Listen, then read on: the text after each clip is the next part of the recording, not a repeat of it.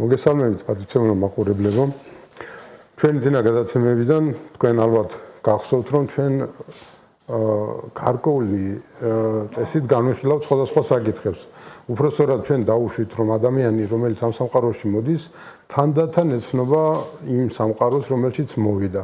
იწყებს თავისი ყველაზე ახლობელი გარემოებიდან და მშობლიდან, მერე იმ ოთახიდან, რომელშიც არის, საიდანაც მახსოვრობა იწყება, შემდეგ სამეზობლოდან და ასე შემდეგ ნელ-ნელა მისი, ასე ვთქვათ, საზრისი, მისი თვალსაჩინო ვრცელდება მთელ მსოფლიოზე და არა მარტო მთელ მსოფლიოზე. თუმცა ადამიანი, რომელიც ცხოვრობს დღევანდელ დღეს, არ არის დამოუკიდებელი იმისგან, რაც იყო წარსულში. ანუ ჩვენი დღევანდელი ვითარება გამომდინარეობს იმ წარსული მდგომარეობიდან, რაც ისტორიის განმავლობაში მომხდარა ჩვენს ისტორიაში. რა თქმა უნდა, ჩვენ პირველ რიგში განვიხილავთ ჩვენი ქვეყნის ისტორიას, საქართველოს ისტორიის მაგალითზე შეგვიძლია წარმოვიდგინოთ, თუმცა დარწმუნებული ვარ, რომ არც სხვა ქვეყნების ისტორიები არის განსაკუთრებით სხვანაირი, მაგრამ ჩვენზე, ჩვენ ცნობიერებაზე, ჩვენს თვალსაზრისზე მოქმედებს პირველ რიგში სწორედ ის, რაც მოხდა საქართველოს ისტორიაში. ერთ-ერთი ასეთი სერიოზული საკითხი, რომელიც დღეს ჩვენი თემა არის, ეს არის მდგომარეობა, რომელიც მოხდა საქართველოს ისტორიაში ბატონსა და ყმას შორის დამოკიდებულებაში რუსეთის შემოსვლის მერე. ანუ ჩვენ განვიხილავთ ბატონყმური მდგომარეობის სიმძიმეს, რა იყო ეს მე-18 საუკუნეში ბოლოსკენ და რით შეიცვალა და რა მოხდა მე-19 საუკუნის დასაწყისში, როდესაც რუსეთი შემოვიდა და კიდე ამის მერე კიდევ განვიხილავთ თუ რა მოხდა 64 წლის მერე, როდესაც იურიდიულად მოხდა ბატონყმობის გაუქმება. ჩვენ ყველას მოგვეხსენება, ყველამ ვიცით პოლიტიკური პერიპეტიები. ამიტომ არ ვამახვილებთ ყურადღებას, მოკლედ რეზიუმესავით რომ გავაკეთო, 1793 წელს დაიდო ტრაქტატი, ერეკლე მეორემ ამ ტრაქტატზე ხელი მოაწერეს ქართლ-კახეთის სამეფოს ეკუთვნოდა, მიუხედავად იმისა, რომ ასპინძის ომში სასტიკად უხალატა რუსეთმა, ჩათვალა, რომ ამ ტრაქტატის მერე რუსეთი დაიცავდა მის პირობებს, მიუხედავად იმისა, სულაც არ იყო სახარბიელო პირობები ჩვენთვის, ქართველებისთვის, მაგრამ რუსეთმა ასევე მიატოვა ერეკლე მეორე 1795 წლის ომში აღა მაჰმად-ხადინის შემოსევისას და შემდეგ მოგვიანებით რამდენიმე წელიწადში როგორც კი დრო იხელთა სრულიად გააუქმა მეფობა საქართველოში, ქართლ-კახეთში ჯერ და მერე სხვა რეგიონებში, მალევე ასევე გააუქმა ავტოკეფალია ეკლესიის და გასაგებია რომ საქართველო იქცა რუსეთის იმპერიის ერთ-ერთ გუბერნიად.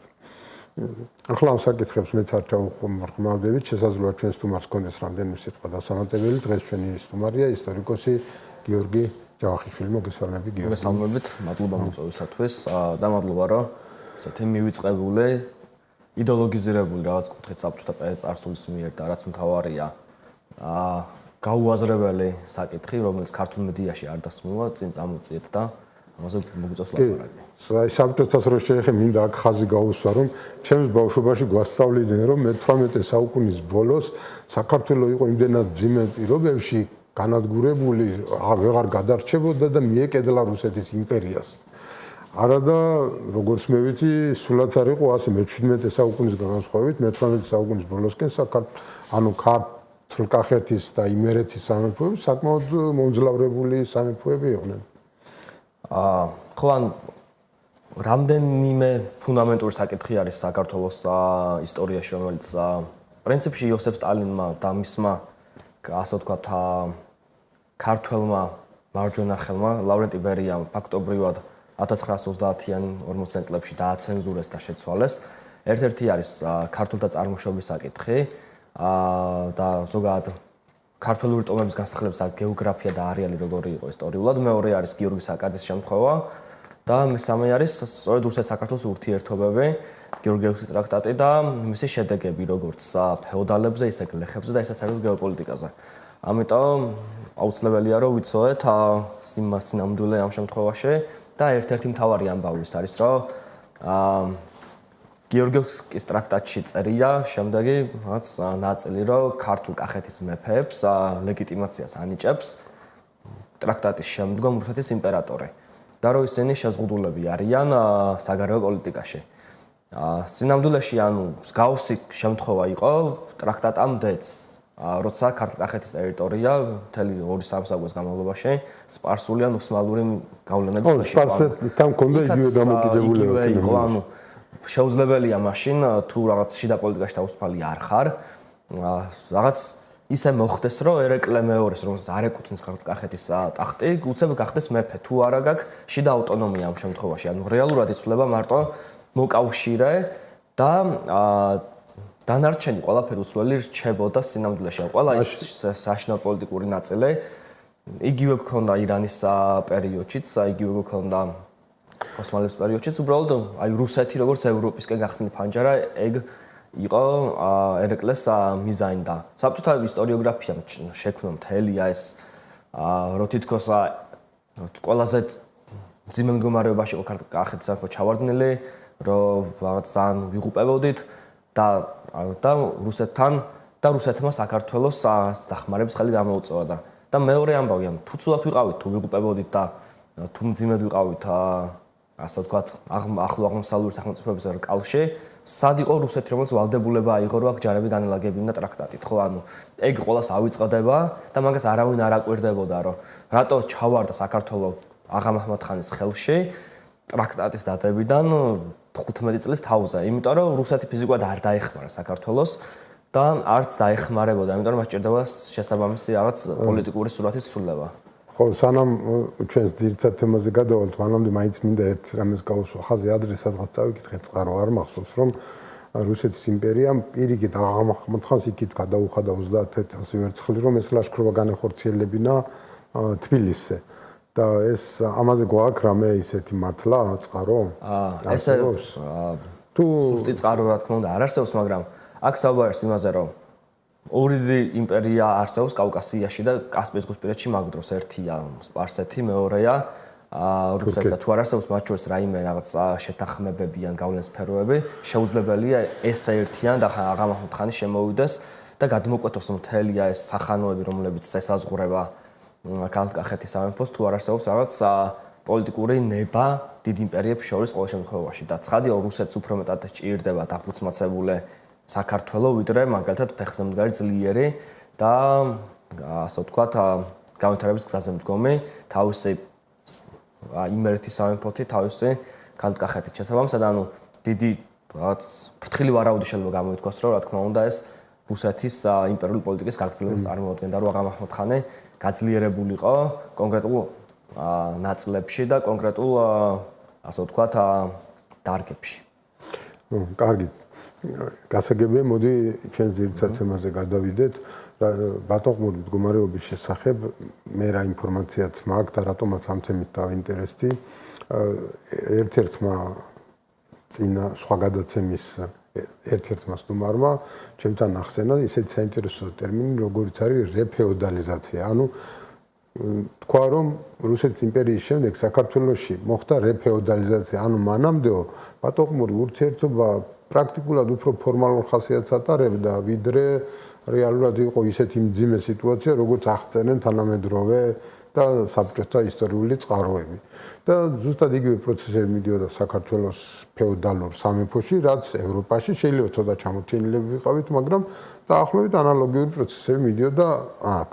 ამ საკითხზე ილია ჭავჭავაძესაც აქვს რაღაც წერილები დაწერილი, სადაც მიუთითებდა, რომ რუსული სისტემის შემოღებამ საქართველოს მენტალობაში რაღაც პრობლემები შექმნა, ამ დამოკიდებულებაში დავები და გაუგებრობები წარმოქმნა. ამაზეც შეგვიძლია ვისაუბროთ თუ დროის ამბავში როგორ იქნება, მაგრამ საერთოდ საინტერესოა რა არის ცნობილი მე-18 საუკუნის ბატონყმურ ურთიერთობების შესახებ და რა შეიცვალა რუსეთის იმპერიის შემოსვლის შემდეგ, როდესაც ამის ლეგალიზაცია მოხდა და ფაქტიურად დამოკიდებულების ასე ვთქვათ თავიდან აცილება გახდა შეუძლებელი. რაც შესაძლებელი იყო მანამდე რომ ბატონი შეეცვალა და უშუალოდ გლეხს, ეს უკვე შეუძლებელი გახდა რუსეთის იმპერიის შემოსვლის. მე რაღაც ასეთ საკითხებზე მინდა ვისაუბროთ. რა თქმა უნდა მე ჩაგეჭრები ხოლმე, ხანდახან კითხვით, მაგრამ ძირითადად სტუმარმა უნდა ისაუბროს ამ საკითხებზე. კეთილი, მადლობა. მოდი დავიწყოთ გეოგრაფიით და გეოგრაფიული ნაწილით ამ შემთხვევაში. როცა საქართველოში ეს ქართულ მიწებზე ყოველ შემთხვევაში საქართველოს ტერიტორიაზე ფეოდალიზმი იწყება, ეს არის რაღაც გვიანი ანტიკური პერიოდი და გრძელდება მე-19 საუკუნემდე. ანუ როცა პირობითა და საფრანგეთის შემთხვევაში ხდება რაღაც საუბარი სიტყვის თავისუფლებაზე, მოქალაქის უფლებაზე, საქართველოს ამ დროს კვლავაც არის სივრცე და ტერიტორია, სადაც გლეხები საკუთარ სოფელს ვერ სცილდებიან.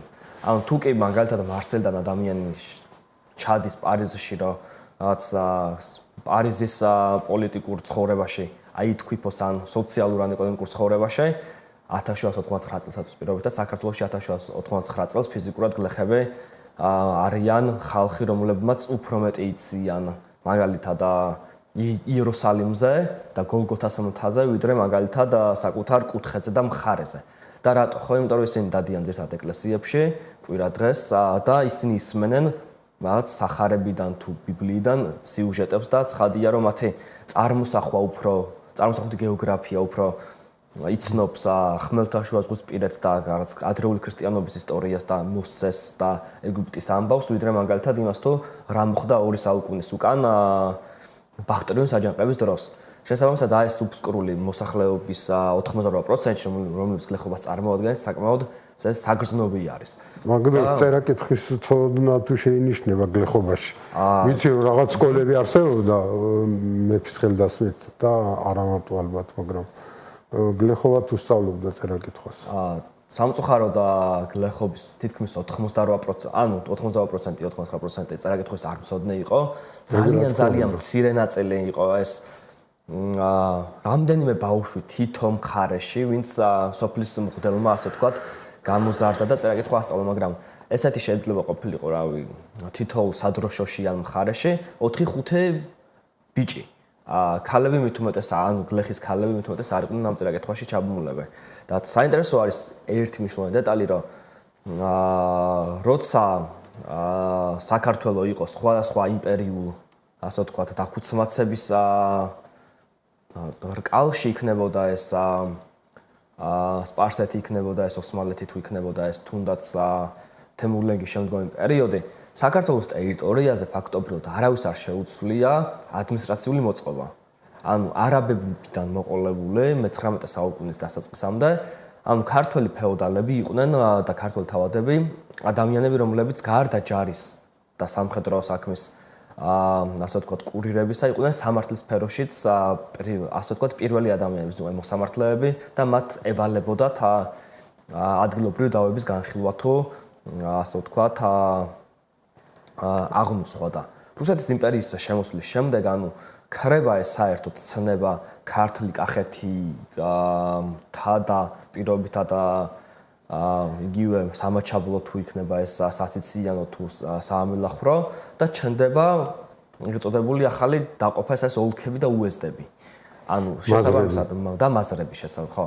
და შესაბამისად ანუ ეს ტერიტორიული მოწყობაც იცვლება და თუ კი ტერიტორიული მოწყობა იცვლება რუსეთის შემოსვლისთანავე, გამოდის რომ იცვლება სამართლის სისტემაც და სასამართლო სისტემაც, იცვლება სამხედრო სისტემაც და ამ ყველაფერში ქართველი თავადები ან დამორჩილდებიან რუსეთის იმპერიის პოლიტიკას და ისინი გახდებიან ფეოდალებიდან, ასე ვთქვათ, და თავადებიდან გადაკვალიფიცირდებიან როგორც იმპერიის ადმინისტრაციული რესურსი, ან დაკარგავენ ყველაფერს და გამომაწყენდებიან იმპერიას და იქნებიან რაღაც შემოდგომის ფეოდალები და შემოდგომის თავადები, როგორც თქვენ, რომლებიც ფლობენ ნაკლებ ქონებას, ნაკლებ საკუთრებას და ნაკლებ მაგაში ცოტა შევიტანდი, ვითომ ვინც არ დაემორჩილა რუსულ სისტემას, ისინი იქცნენ მხოლოდ შემოდგომის ფეოდალებად?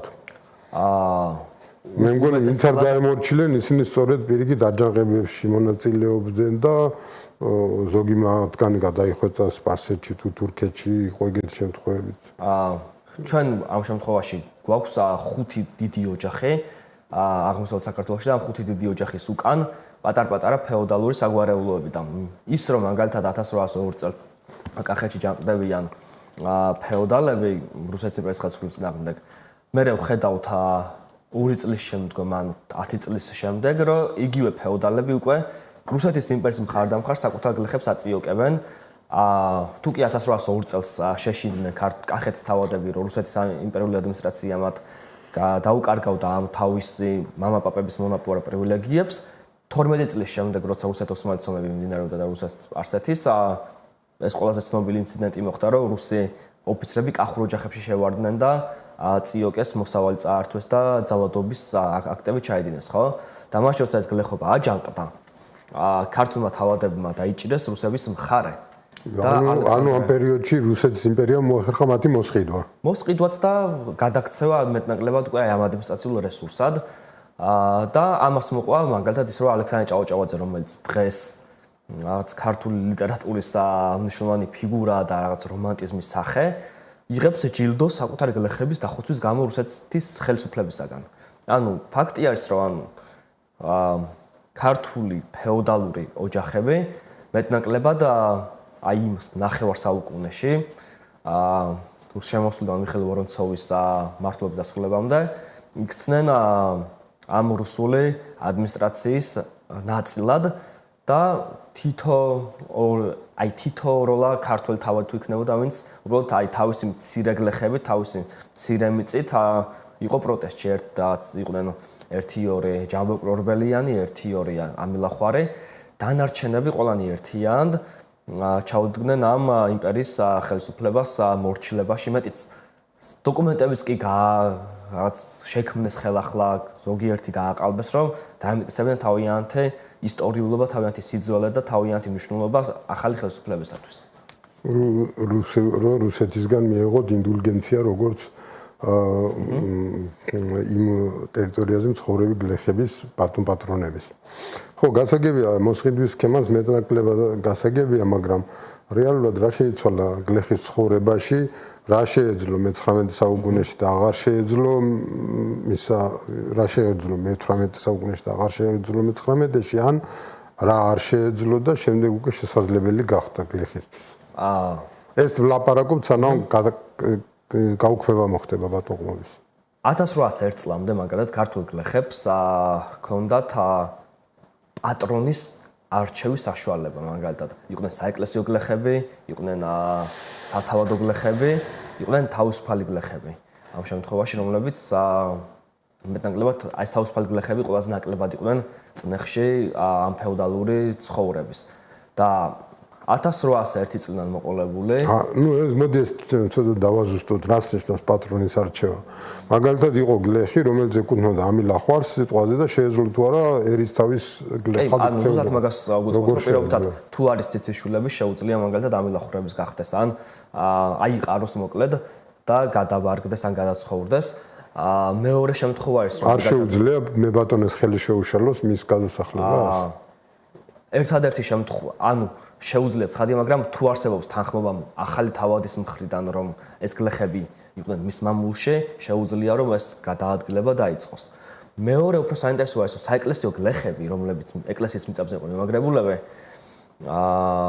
1801 წლამდე რაღაც იყვნენ შედარებით ასე ვთქვათ, ნაკლებად წნეხში, მაგრამ როგორც კი რუსული ხელისუფლება შემოდის, უქმდება საეკლესიო გლეხების ფენომენი და ამ გლეხებს ეუბნებიან, ან მიწახვალთ ხა თავადების მიწაზე და იქ გადაცხოვრდებით, ან გახდებით სახაზინო ან სახელმწიფო გლეხები და იქნებით ამ სახელმწიფო მიწებზე მიმაგრებულები.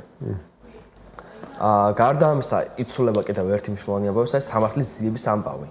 თუ კი 1801 წლამდე ქართულ გლეხს შეეძლო, რომ საკუთარი თავადისგან ან საკუთარი ეთნიკური ჯგუფისგან მოეთხოვა სამართლისა და უსამართლობის გამოძიება, 1801 წლიდან უკვე რუსული ადმინისტრაციის ხელში აღმოჩნდა. ან ქართველი გლეხი უკვე არათუ საკუთარ ენაზე ითხოვდა სამართალს, არამედ მას უნდა ეპოვა სამართალი რუსებისაგან, უნდა ეპოვა მას თარჯიმანი, მთარგმნელი, ვინც დაეხმარებოდა ამ ენობრივ. თარჯიმანი ერთია და მეორე უფრო შორს არის და უფრო ძვირია, ხო ის? ხარჯები იზრდება დროც და იზრდება ასევე სამართლიანობის ძიების ხარისხიც, ანუ უფრო ცხადი ხდება, რომ მაგალითად თუ კი ქართველ გლეხებს შეეძლოთ 1780-იან წლებში მიღებული გადაწყვეტილების მეფემდე მიტანა და ერეკლე მეორემდე ამის მიტანა 1801 წლის შემდეგ უკვე ფიზიკურად ვეღარ ხდება. ანუ სამართლის მეფის ნაცვლამდე მისვლა უფრო ძნელი იყო, ვიდრე უფრო რთულდება, უფრო პრობლემური ხდება, იმიტომ რომ კავკასიის ასე ვთქვათ, მართლობა ბევრ სხვა საქმეს მოიცავს, ეს დროში იწლება ბიუროკრატია და როცა საქართველოს უფრო მეტად იყო რაც ერთი მეფსა და ერთი ხელისუფლების ქვეშ, ბევრად უფრო მარტივდებოდა მთელი რიგი პროცედურები სამართლისა და უსამართლობის გამოსარკვევად, ვიდრე 1801 წლის შემდგომ. და კიდევ ერთი დეტალი ეს არის, რომ გლეხებს ქონდათ, ასე ვთქვათ, უფლებები დარეგულირებული ვახტანგ მე-6 სამართლით იქამდე. ახლა უკვე ქართველი გლეხი, ისე როგორც ქართველი თავადი, ამ რუსული ადმინისტრაციის მარწუხებში ხო, ეგ დასაგებია, რომ რუსული ადმინისტრაციის სამართალი შემოვიდა, მაგრამ მე მინდა დავინახო რა განსხვავება იყო ვახტანგ მე-6 სამართალსა და რუსულ სამართალს შორის, რა შეიცვალა გლეხისთვის ამ პირობებში, რაც აღნიშნეთ იმის გარდა. დასჯის ფორმები.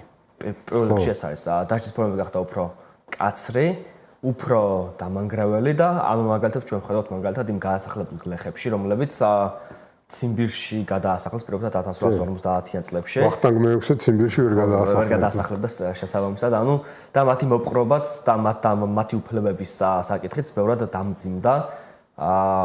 იმიტომ რომ თუ კი ქართველი გლეხი აჯანყდებოდა ამ უპირატესობას გამოთქვამდა 1750-იან წლებში, ის თავად წინააღმდეგ მიდიოდა და შედარებით მარტივად შეიძლებოდა მისი შეწყალება და მისთვის რაღაც პატიება და 1800-იან წლებიდან უკვე ქართველი გლეხი უპირისპირდება როგორც იმ თავადს, რომელიც მიწაზე ცხოვრობს, ესე ამავდროულად უკვე იმპერიასაც და იმპერიისადმი რაღაც წინააღმდეგობა ბევრად ძვირი ფასი ჯდება, ვიდრე ეს ხდებოდა თუნდაც ბაგრატიონის მმართველობის დროს. და ისევ და ესაა ეს გეოგრაფიული პრობლემა, რომ იგივე დარჩა პრინციპში გეოგრაფიის საკითხი. ქართველი გლეხები საკუთარ სოფლებს ვერ ცილდებიან, სანამ ბატონყმობა არ გაუქმდება და შესაბამისად ეს ქართველობის შეგრძნება, რუსინი არიან ქართველები და ქართველი გლეხიც ისეთივე ქართველია როგორც იმერელი გლეხი ან გურული გლეხი, მაგის განცდა არ აქვს და ეს ქართველობის სენტიმენტი არ არის. ერთიანი ლაშქრობები ხო იყო ხოლმე კაცო. ერთიანი ლაშქრობები იყო, მაგრამ ლაშქარში გლეხი გადიოდა თუ აზნაურების მოვალე. ლაშქარში არ იყო იმ არტიმიზეს გამო, რომ გლეხისთვის რო იარაღი მიეცა თავადს, ეს გლეხი შემოტრიალდებოდა და მე ამ თავადებს წააცლდა თავს იმ არტიმიზეს გამო, რომ ისე აჯანყებები არის დაფიქსირებული მე-18 საუკუნეში. ანუ აჯანყება საკუთარი თავადის ან მეფის წინააღმდეგ. თითქმის არ ხდება აჯანყებები და თუ ხდება რაიმე სახის პროტესტი, ეს არის მხოლოდ ინდივიდუალური, ანუ ლოკალური. ხო, ეს გვარების შექმნის ისტორია საიდანაც მოდის, რომ ერთმა გლეხმა მოკლა თავადი, მერე წავიდა სხვაგან, თორე ეს 5 კაცი რო წამოდგეს, ან თუნდაც 10 კაცი როგორც სიმღერა რო არის ჩაუხდეთ მუხლად. აი ჩაკულოზე უნდა ხო, ანუ ერთია ფოლკლორი და სურვილი და მისწრაფება და მეორეა პრაქტიკაში. ანუ რეალურად ისტორიული დოკუმენტები არ დასრულდება, რომ კავშირში ძალიან ამის აქედან შეგვიძლია დასკვნა გავაკეთოთ, რომ რეალურად კი იყო რა თქმა უნდა ბატონყმობა და იყო გლეხთა ჩაგვრაც, მაგრამ ისე სასტიკი არ იყო, რომელსაც აჯანყება უნდა მოყოლოდა, თორე ის რომ ქართველი გლეხი ამჯანყებელია, გამოჩნდა უკვე მე-19 საუკუნეში, ხო, როცა უკვე დამძიმდა ვითარება დაუშვათ ის რაც აქამდე თქვით აღარ შეეძლო არჩევანის გაკეთება სხვასთან გადასვლა ან რაღაც გარკვეული ისინი სამართლის განჩინება იქნებოდა თუ რაღაცა შესაძლებლობები წაერთვა და პლუს კიდე ბეგარა გაეზარდა მე რამდენადაც ბეგარა გაეზარდა და თავარი ანუ აი ეს პირველი გლეხთა აჯანყება რომელიც გვაქვს სერიოზული და მასშტაბური ხდება მთიულეთში და მთიანეთში ისინი ხო საერთოდ ბატონობას არ ისინი ბატონო გლეხები იყვნენ საერთოდ და უცებ აღმოაჩინეს რომ აი ვახტანგ გორგასლის დროიდან რომ კაციშვილი არ ამოსულა შენთან და არაფერი არ მოუთხოვია უცებ ახლა რუსები გადმოდიან ჩრდილოეთ კავკასიიდან და გეუბნებიან შუა ზამთარში რომ თოვლი უნდა ახვეტო გექცევიან არა ადამიანურად გაჭმევენ რაღაც აზიზღრობებს რომლებიც არანაირ ადამიანურ გაგებაში არ წერია რაღაც სხვა შინაური ცხოველების რომლებიც არ გამოიყენება საკვებად აი მათი ხორცი და ასე შემდეგ და ეს ხალხი გაგიჟდა ფაქტობრივად რომ ანუ რა ხდება ჩვენს თავს და საინტერესოა ის რომ არა მხოლოდ ეთნიკურად ქართველები არიან ეს გლეხები ვინც ჯანყდება 1804 წელს არამედ ეთნიკურად ოსებიც იმიტომ რომ ეს დარიალის მონაკვეთზე ოსები ამ დროს უკვე გადმოსული არიან საქართველოში ცხოვრობენ გადმოსულები ნაწილი არის გადმოსული და ნაწილი ცხოვრობს ტერიტორიაზე რომელიც აი დღევანდელი ლარსის ქედის ლარსის საზღვაო პუნქტის გარშემო არის ეს ბევრად შერეული ნაწილი იყო ტერიტორია ვლადიკავკასა და დაბა ყაზბეგს შორის უფრო ჭრელი იყო ეთნიკურად, იმიტომ რომ ქართულოსური ოჯახები ძალიან ბევრი იყო, მოხევეები და ოსები, ქრისტიანი ოსები ამ შემთხვევაში, იმიტომ რომ ვიცით რომ იქამდე მუსლიმი ოსებიც არსებობდნენ.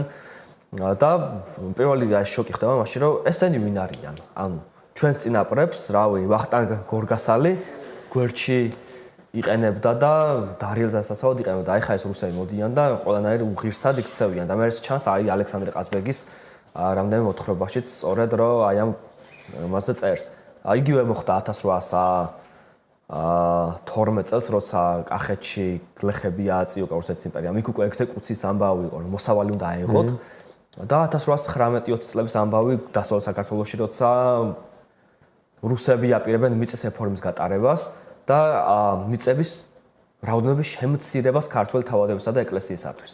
და მაშინ გლეხებიც ეკლესიაც და თავადაზნაურობას ჯანყდება მეტნაკლებად. შემცირებაში რა ეგულისხმება სახელმწიფო გამგებლობაში გადაეცეს მიწები და ნახეთ მანდ როგორი ეს კლიმატური ამბავია, რომ დასავლეთ საქართველოში მცირე მიწიანობა ესეც მჭაობების გამო და კლიმატის გამო მიწები შეიძლება იყოს ბევრი, მაგრამ ამ ეს მიწები ან დაჭაობებულია, ან არ გამოიყენება მოსავლისათვის და ეხა რუსები აპირებენ რომ რაც არის ისიც შეამცირონ და ამას მოყვება აჯანყებები. და შეუძლებელი არ ვახსენოთ აქ ერთი კარგი ესეთი დავიწყებული ქართველი კაცი ამ ქართულ გლეხებზე ლაპარაკისას, როგორც არის დანიელ ჭონქაძე. ეხლა ჩემმა თაობამ საერთოდ არ ისწავლა სკოლაში სურამის ციხის ამბავი და ძალიან საინტერესო არის რომ სურამის ციხეს მეტნაკლებად ყველა ეპოქაში გარდა დამოუკიდებელ საქართველოსი ქონდა საკმაოდ მნიშვნელოვანი ასე ვთქვათ გამოხმაურება. თერგდალეულების ასე ვთქვათ პერიოდში დაისტამბა პირველად წიგნად, ან მიუხედავად იმისა, რომ 1859 წელს გამოიცა დანიელ ჭონქაძის სურამის ციხე, სადაც რომელი წელს გამოიცა? 1859 წელს გამოიცა. ამ დროს ილია და მისი თაობა ჯერ პეტერბურგში არიან ჯერ და აი როგორც გიორგი ერისთავი წერდა, აფეთქებულ ყუმბარას გავდაო ამ წიგნის გამოცემა, იმიტომ რომ ქართველმა თავადებმა თავის თავი დაინახეს, როგორ ექცევიან გლეხებს და როგორ ასე ვთქვათ, ეპყრობიან ამ იმპერიალიზმისა და ამ ფაქტობრივად ძალაუფლების სამყაროში, რომელიც არსებობს. არა, სურამის ციხე ხო რუსეთის იმპერიის პერიოდს არ ეხება ის არ ეხება, მაგრამ საქმე ის რომ ანუ იქ ქრონოლოგია არ ჩანს ზუსტად, მაგრამ აწმყოსთვის იმდენად მტკივნეული იყო ეს ყველაფერი, ანუ ძალადობის ფორმები იყო აღებული მე-19 საუკუნიდან და სიუჟეტი იყო აღებული შედარებით მე-16-17 საუკუნის ამბებიდან, იმიტომ რომ ხო, იქ კონკრეტული მმართველის სახელი არ არის ნახსენები. არ არის ნახსენები. და ანუ გამოვიდა პირველად 1859 წელს და უკვე აი 1870-იან წლებში ესე ხელახლა დასტამბეს თერგდალეულებმა. და მე ფილიპე მახრაძესაც კი აქ დაწერილი ამ წიგნზე თავისი კვლევა. პირველ რესპუბლიკის პერიოდში უზომოდ პოპულარული იყო დანიელ ჭონქაძე, იმიტომ სემინარიელი იყო ყველაფერთან ერთად და როგორც მენშევიკის სემინარიელებისთვის ეს იყო მათთვის რაღაც პირველი თაობის თავდადებული კაცი. სადაც საბჭოთა პერიოდში საერთოდ ფილმები გადაიღო ამაზე, ეს უხმო ფილმები სურამის ციხეზე. და დღეს საერთოდ არ გვახსოვს ეს ადამიანი, არ და ზამთროვანია, იმიტომ რომ გლეხების საკითხი, რომლებიც რაღაც პოლიტიკური ცნობიერებს არ მქონეები არიან და მარტივად იჯერებენ რაღაცებს, აი მაგის მოხელთება გვჭირდება, იმიტომ რომ ჩვენ დღემდე აგრარული საზოგადოება ვართ და დღემდე უნდა გავიაზროთ ჩვენი აგრარული პრობლემა რა შემდგომარეობს, ხო? და შესაბამისად ეს მნიშვნელოვანი საკვანძო და გარდამტეხი ტექსტი არის ქართული ფეოდალიზმის გაგებისათვის დანიელ ჭონქაძის სურამის ციხე, რომელიც არც რუსებს არ მოეწონათ, არც საინტერესო ისე რომ მე არც გამხსენებია სურამის ციხესმდე რომ მისულიყავ, ახლა რომ ახსენე, ვიხსენებდი რა სიუჟეტია მასში. მაგრამ ყველაზე მეტად მაინც ის მახსოვს, რომ ადამიანის კედელში ჩატანება ხდება რაღაც უფრო დიადის თითქოს დიადი პრობლემის გადაწყვეტის მიზნით. მაგრამ აი რეალურად იქრები ხდება და სიუჟეტში ზუსტად აღარ მახსოვს და შერახან მეუბნები რომ ის არის ეს გადასახედი მოხელ თავიდან. რა ხდება იმაში? საერთოდ აუცილებლად მე მგონი რომ მთელი პრობლემა ჩვენი საბჭოთა კავშირიდან გამოსulis შემდგომ არის რომ ჩვენ იგივე ავტორებს ვკითხულობთ, იგივე ქართულ ავტორებს ვკითხულობთ, რასაც ვკითხულობთ საბჭოთა პერიოდში. ანუ ან იგივე ტრადიციით ვკითხულობთ. ჩვენ მაგალითად ლავრენტი არტაზიანი, დანიელ ჭონქაძე და ბევრი მაგალითად ისე როგორც ვაჟა-ფშაველას პუბლიცისტიკა, ანილი ჭავჭავაძის პუბლიცისტიკა ვერ აღმოგვიჩენია ჯერ და ისე ამ ოთარანთქვრივის და კაკო ყაჩაღის სამყაროში ვცხოვრობთ. გადასარევია, კარგია, ლიტერატურულად ღირებულია, მაგრამ ეს ხალხი უფრო მეც წერდა და უფრო საინტერესო რაღაცებს. სხვათა შორის ძალიან საინტერესო ეს არის ოთარანთქვრივში ბევრი პასაჟია ძალიან საინტერესო, თუნდაც იგივე დღევანდელი თემის იმითაც ჩატეხერხიძე როცა ლაპარაკობს, ილია სწორედ მაგას ხავს, რომ დაპირისპირება კი არ უნდა იყოს გლეხსა და თავაჭერას, როგორმე ხიდი უნდა გაიდოს და მათ შორის დაკავშირება უნდა მოხდეს, რომ ერთიან საზოგადოებად ჩამოყალიბდეთ, როგორც ასეთი. მაგრამ ეგ უკვე ასახვა და პრინციპში სხვა რამეებით ბევრია საინტერესო მაგას უკვე სხვა გადაცემის თემაზე რო არ გადავიდე, აღარ ჩავუღრმავდები. რა ხდება, მოდი დავუბრუნდეთ იმას, რა ხდება 64 წლის მერე, როდესაც უკვე ასე ვთქვათ, ერთბაშად კი არ მომხდარა გათავისუფლება, მაგრამ 64-დან დაიწყო საქართველოში, რუსეთში 61-დან დაიწყო. 64-დან დაიწყო ოფიციალურად კანონით გაუქმდა ბატონყმობა. ხო, რა ხდება ამის მერე? პირველ რიგში ქართული თავადაზნაურობა იყოფა რამდენიმე ბანაკად და არის აზართა სხვადასხვა იმაზე თუ როგორ გატარდეს მიწის რეფორმა ბატონყმობის გაუქმების შემდგომ როგორც ქართლ-კახეთში ისე დასავლეთ საქართველოში, სადაც ცოტა მოგვიანებით გაუქმდა ბატონყმობა და ერთ-ერთი მთავარი საკონცო ფიგურა აქ არის ილია ჭავჭავაძე, რომელიც ითხოვს, რომ გლეხები განთავისუფლდნენ ბატონყმობიდან, მიწებიანად, რომ მათ ქონდეთ ელემენტარული სარჩო და საკუთრება, რომ ისინი გახდნენ გლეხობიდან პოტენციური მოქალაქეები. ანუ ეს საკუთრების გაგების საკითხი ილია ჭავჭავაძის პოლიტიკურ დღესასწაულში არის ერთ-ერთი ფუნდამენტური, რომ შენ თუ არ გაქვს საკუთრება და შენ თუ არ ფლობ რაიმე ისეთს, რომელიც დიდი საზოგადოების ნაწილი ამ შემთხვევაში საკუთრებას და პოლიტიკურ უფლებას, შენ ფიზიკურად ვერ გახდები მოქალაქე, იმიტომ რომ შენ უნდა გქონდეს განცდა იმის, რომ რაღაცას კარგავ. და აი ამ იდეას ემსახურებოდა ის რეალურად ვერ გახდები მოქალაქე და რეალურად ხმის უფლებაც არ უნდა გქონდეს თუ არანაირი საკუთრება არ გაგაშლო, ხო? იმიტომ რომ ანუ პასუხისმგებლობა არ გექნება, ხო? ცენზი არსებობდა მაშინ. ცენზი არსებობდა. და ნუ რა თქმა უნდა გლეხები ფაქტობრივად 1920 წლამდე საქართველოში მიწას ვერ იღებენ. 1000 რო არა რუსეთის თებერვლის რევოლუცია და მერე აქ უკვე თებერვლის რევოლუციისდან ოქტომბრის გაატრიალებამდე არსებული პერიოდი საქართველოს დამოუკიდებლობას ფიზიკურად ვერ გამოცხადებდა, იმიტომ რომ ეგზისტენციალური საფრთხეებმა განაპირობა საქართველოს დამოუკიდებლობის გამოცხადება. და აი უკვე ჟორდანიას ხელისუფლების პერიოდში უკვე სრულდება ეს აგრარული რეფორმა. ხო, არ მინდა გამოვტოვოთ ის ფაქტი, რომ ილიამ მიწებიანად გაათავისუფლა გლეხები და კიდე რამდენიმე თავადი იყო და რამდენად დიდი იყო ასეთი დაცდების პროცენტი საქართველოში. ჯამში 10 თავადი თუ იქნებოდა ამხელა საქართველოში. აი ზუსტად 10 ადამიანი, ვისაც იყო მაგის გამბედაობა. ანუ გვაქვს ისტორიული მონაცემები ამ საკითხზე? რო აი 20 და 30 ოჯახი რო ყოფილიყო საქართველოში, ნამდვილად თავს მოვიტყუებთ. დაახლოებით 10-მდე ადამიანი იყვნენ ქაშიდა ქართლში, რამდენიმე იყო კახეთში. ილია ჭავჭავაძის ოჯახი და აი ამ რაღაც ჯამში 9-10 ოჯახით ამოიწურება ეს ყველაფერი, რომლებიც მეტნაკლებად ამას აკეთებდნენ და შესაბამისად ანუ ეს ქართველი გლეხები არიან უმიწოდ განთავისუფლებულები, ეგრე გამოვიდა. მიუხედავად რომ ილია ჭავჭავაძემ საქართველოში და ტოლსტოიმ რუსეთში თავის გლეხებს მიწები დაურიგა და ეხლა რა ხდება, რომ 1864 წელი არის რაღაც და ზოგადად ბატონყმობის გაუქმება რაღაც დიდის ნაწილი. და ეს დიდია რუსეთში მიმდინარე იმპერიული გარდაქმნები. რის დროსაც ხდება ქალაქების ზრდა, ინფრასტრუქტურების სულილება და განვითარება და ეს ქართველი გლეხები ხდებიან ავტომატურად უკვე სეზონური მუშები. ისინი ჩამოდიან დიდ ქალაქებში. ერთი ასეთი არის თბილისი, მეორე ასეთი გახდება ძალიან მალე ბათუმი, სადაც ისინი სეზონური მუშები არიან. ანუ ბათუმი მაგ დროს უკვე იქცა დიდ ქალაქად. 1870-იან წლების მიწურულიდან უკვე, როცა დასავლეთ საქართველოში ჯერ უქმდება ბატონყმობა და მერე აჭარა შემოერთებს რუსეთის იმპერია, ბათუმის პორტი ხდება ერთ-ერთი საკვანძო ინფრასტრუქტურა კავკასიაში. ისე როგორც მაგალითად ფოთი ხდება რკინიგზის გამო და პორტის გამო და ნიკოლაზის პერიოდში და ეს 4 ქალაქია სემლოში კავკასიაში, სადაც ეს გლეხების შედინება ხდება. ერთი არის თბილისი, ბაქო, ბათუმი და ფოთი, სადაც ეს ყველაფერი მეტნაკლებად ხდება. ქუთაისში როდის მოხდა ჩასახლება, რაღაცა იქ ბანკიც გაკეთდა რაღაცები ხდებოდა ქუთაისში. ქუთაისში ინდუსტრიალიზაციის ამბავი შედარებით გვიან იწყება და ბანკი გაკეთდა თავადაზნაურობისათვის ამ შემთხვევაში და არა გლეხებისათვის. ანუ ხო, რა თქმა უნდა, მაგრამ იმისთვის რომ ბანკმა იმუშაოს, საჭიროა რომ იქ რაღაც აქტივობა იყოს, ხო? ამ შემთხვევაში ძირითადად ხდება ქუთაისის ათვისება 1880-იანი წლების შემდგომი პერიოდიდან.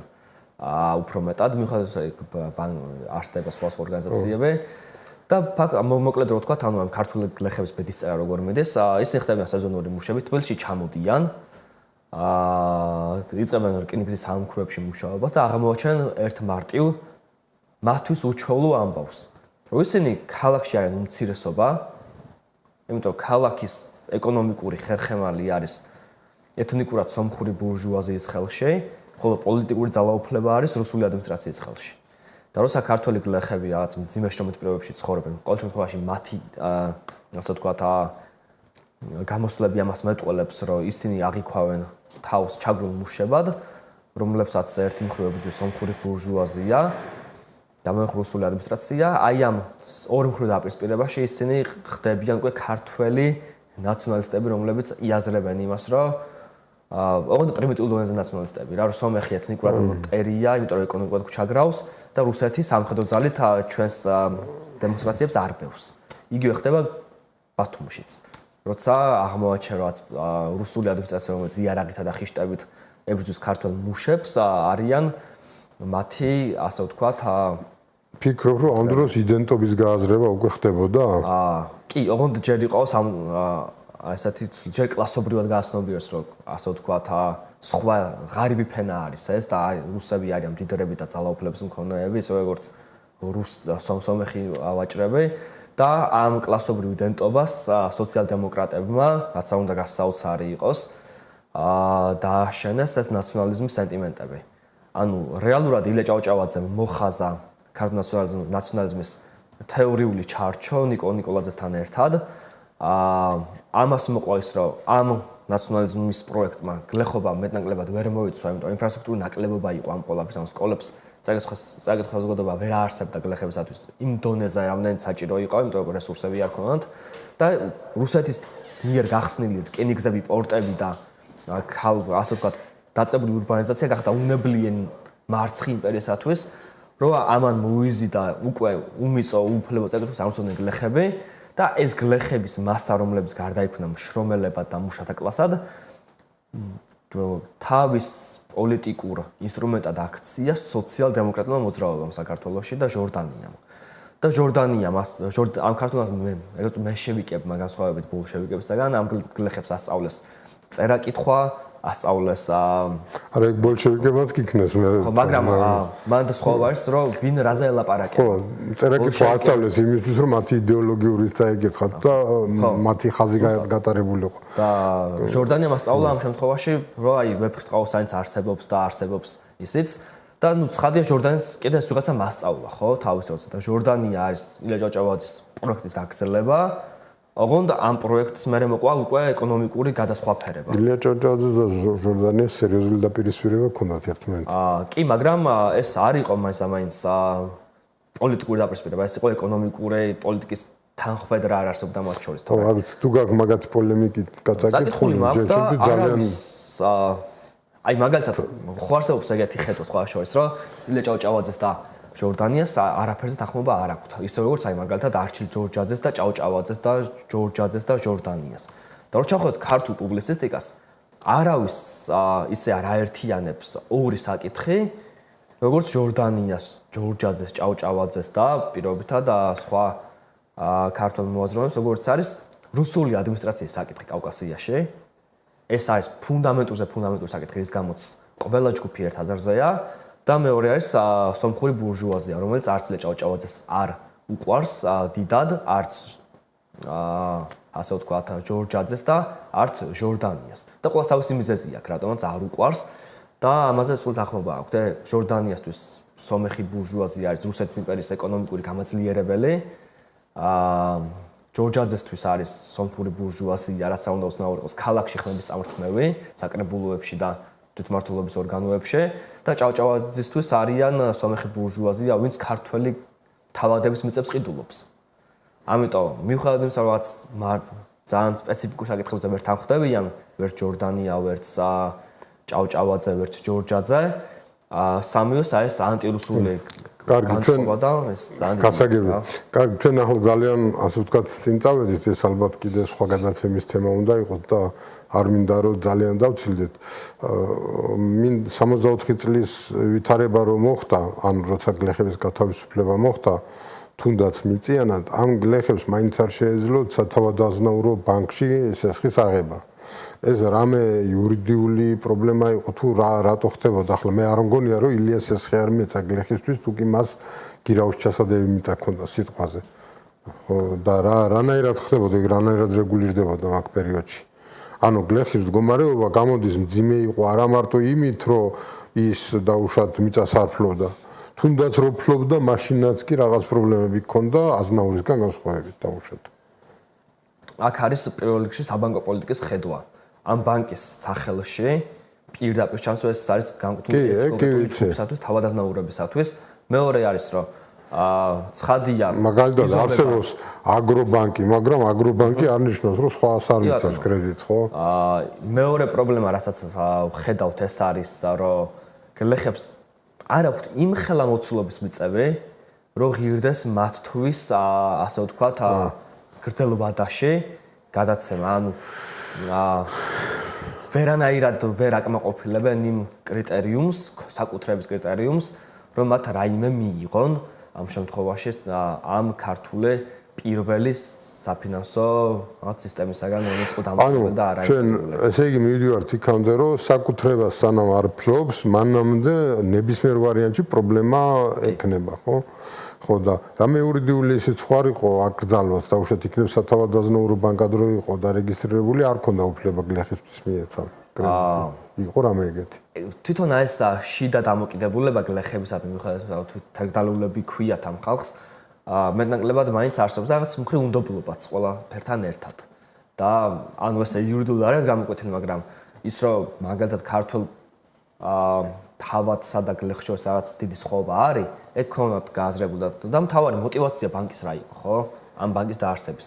ამ ბანკის დაარსების мотиваცია იყო არა თუ გლეხებს გაძლიერება, არამედ ის რომ ქართული თავადაზნაურობის მიწები არ აღმოჩენილიყო რუსებისა და სომხების ხელში. ეგ გასაგებია. ამიტომ мотиваციის თანხმედრა მაგრამ გლეხის მიწა რო აღმოჩენილი იყო სხვების ხელში, ეგეც რა იგივე პრობლემა არ იქნებოდა. ფართობია სხვა. მაგრამ უბრალოდ რახან ძალიან მცირე მიწიანობა ჰქონდა, მაშინ შეიძლება მაგ მიზეზი იყო, რაც ფართობი და ესე მოცულობა. კარგი, მოდი შევაჯამოთ ახლა მოგლეთ ვთქვათ ისა ასე ვთქვათ პუნქტების სახით მე-18-მე-19 საუკუნეების მდგომარეობის შესახებ და ამით ამოვწუროთ.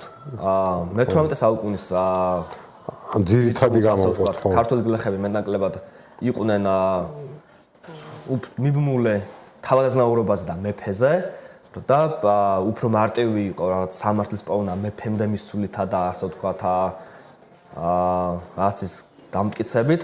ასევე შეეძლოთ მათ ეკლესიის საკუთრებაში გაასვლა და ნუ ნაწილი იყო თავისუფალი გლეხი და რუსეთის იმპერიის შემოსვლის შემდეგ მათ აღარ შეეძლოთ ფაქტობრივად და ეს თავისუფლება სრულად გაქრა ის მოპოვება რომელიც შეეძლოთ, იმიტომ რომ ფაქტობრივად იმპერიის საკუთრებები გახდნენ ისინი და იმპერიულ დონეზე ბევრად რთულია მიღწევა სამართლის.